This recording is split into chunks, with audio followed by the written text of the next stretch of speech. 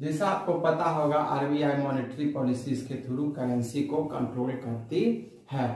तो देखिए इसमें से कुछ इंपोर्टेंट टर्म्स होते हैं, जैसे बैंक रेट है ना।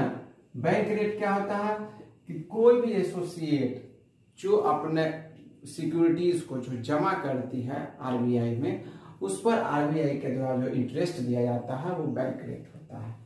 ठीक, ये 7.57% अभी है। ठीक, इसके अलावा रिवर्स रेपो रेट के बारे में हम चर्चा करते हैं। तो रेपो रेट क्या है? तो रेपो रेट है कि कोई भी तरह का जो एसोसिएट या प्राइवेट बैंक है जो शॉर्ट टर्म के लिए, शॉर्ट पीरियड के लिए जो आरबीआई से कर्ज लेती है, तो आरबीआई उस पर जो इंटरेस्ट चार्ज करती है, ठीक ना, उसी को रेपो रेट कहते हैं। यानी कि interest charge by RBI on short term loan, ठीक ना, ये बेसिकली 5.5% है, ये रेपो रेट है। इसके बाद होता है रिवर्स रेपो रेट।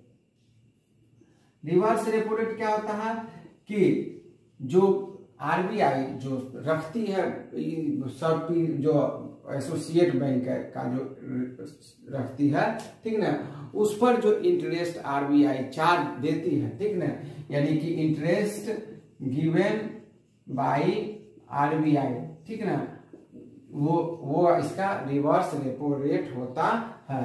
अभी रिवर्स रेपो रेट 3.5% है।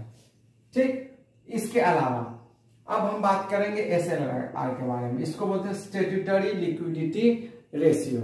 ये जो होता है निश्चित रूप से आप जो भी तरह का बैंक है जितना डिपॉजिट लेता है उसका एक फिक्स परसेंटेज जो है वो आपको आरबीआई में जमा करना होता है। उसको स्टैट्यूटरी लिक्विडिटी रेशियो कहते हैं।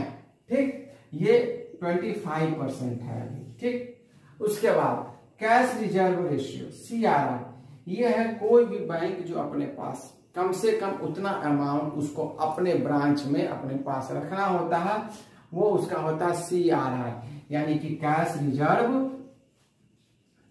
रेशियो होता है। ठीक, इसके अलावा एक होता है MSF होता है, मार्जिनल स्टैंडर्ड फैसिलिटी होता है, मार्जिनल स्टैंडर्ड फैसिलिटी होता है। ये जो होता है very short period of time के लिए, जैसे 24 से 48 आवर्स के लिए रिजर्व बैंक जो होता है लोन जो पैसा देता है